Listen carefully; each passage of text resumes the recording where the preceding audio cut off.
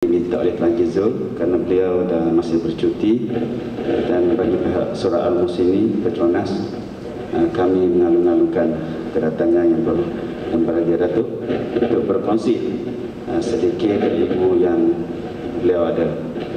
Dan sebelum kita mulakan program tazkirah ataupun kuliah zuhur kita pada tengah hari ini, izinkan saya wawarkan beberapa bahan untuk tangkapan muslimin muslimat sekalian. Pertama, Karnival Mahabbah IKIM FN at Masjid Asy-Syakiri KLCC akan diadakan pada 31 Disember sehingga 1 Januari 2013, iaitu termasuk yang Qiyamul Lail. 31 Disember program bermula 9 pagi. Tuan-tuan boleh lihat detail melalui bahan email yang terjatakan oleh pihak yang terkuasa surau. Dan di sana juga ada perkongsian dan juga taklimat mengenai misi Muslim Care ke Gaza dan lain-lain aktiviti yang telah dilaksanakan sepanjang tahun 2012 yang tahun ini.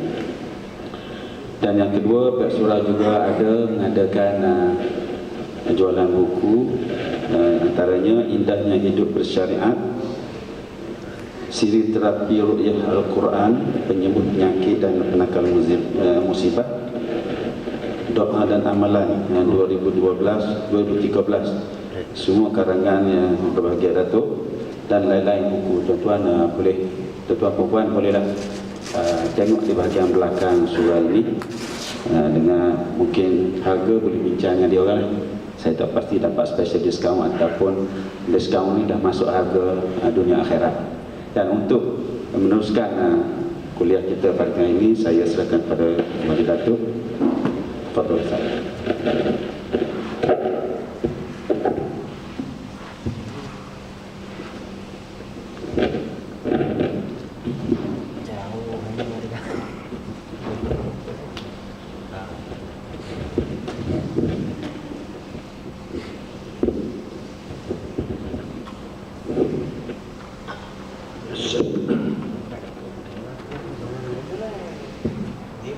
Assalamualaikum warahmatullahi wabarakatuh.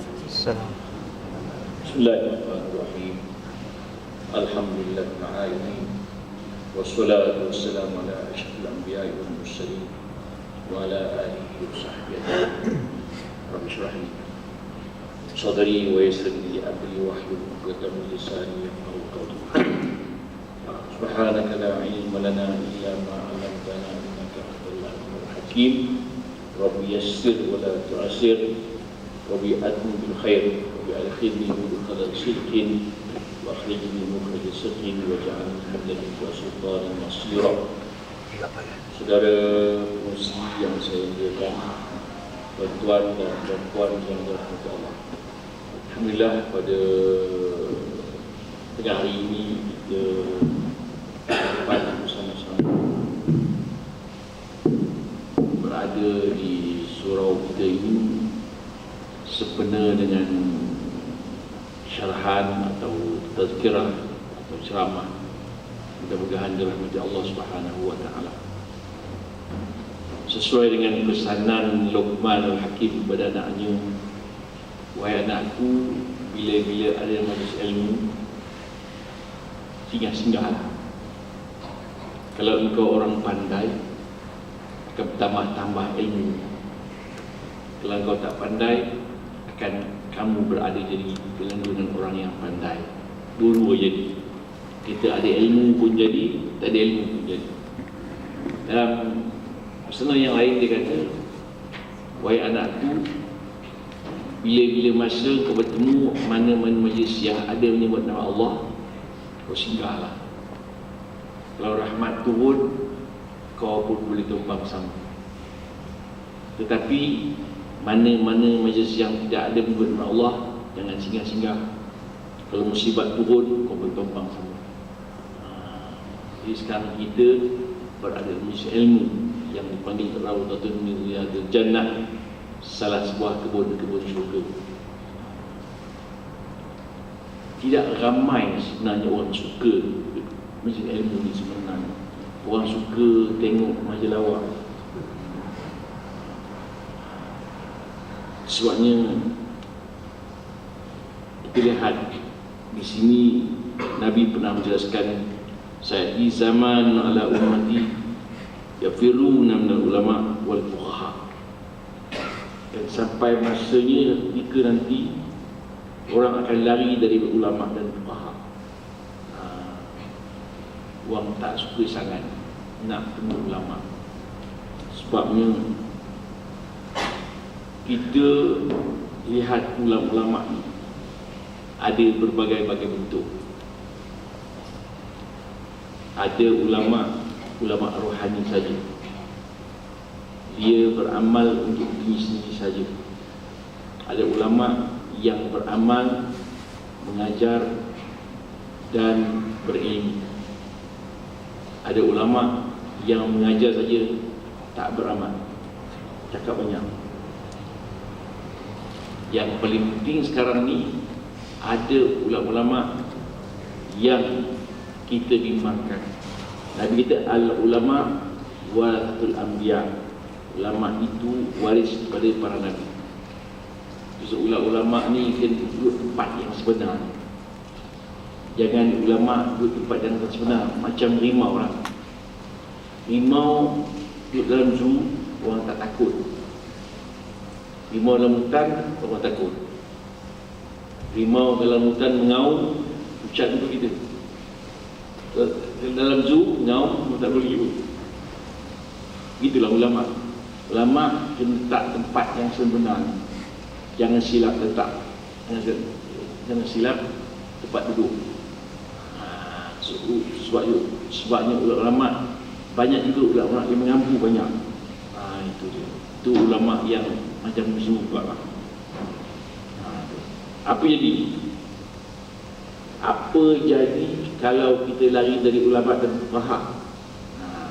Nabi kata, fayaftaliyahumullah, dia telah dibalian, nanti Allah akan cuba dia, akan tukar bala dengan 3 bala apabila kita lari dari ulama.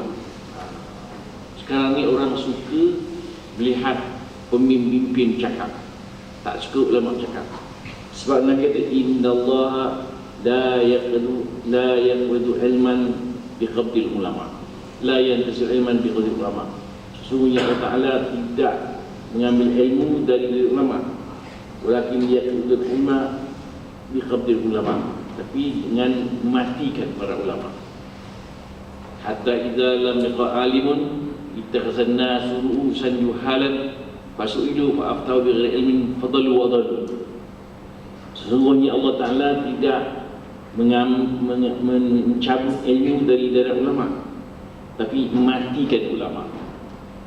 Akhirnya ulama pun tak ada. Sekarang ulama ada, tapi dicabut dari dia, tak boleh ceramah. Selangor pun nak buat perangai. Akhirnya dilantik pemimpin itu akan membuat hukum. Dia pun sesat, orang lain pun sesat. Sekarang ni ulama masih ada, tapi setengah-setengah negeri tak boleh ceramah, mematikan ulama. Nabi kata, sesungguhnya Allah Ta'ala tidak mengambil ilmu dari ulama itu, tapi dimatikan ulama. Sekarang ulama banyak hidup lagi, jadi dimatikan, tak boleh ceramah. Gitu. Habis bawah itu. Yang kedua, apa akan jadi sekiranya lari dari ulama dan fuqaha? Yang pertama dia kata, yarfa'ullahu barakah min kasbihim. Allah Ta'ala cabut keberkatan dari usaha mereka itu. Bila kita lari dari ulama, dari fuqaha, rezeki kita tidak diberkati.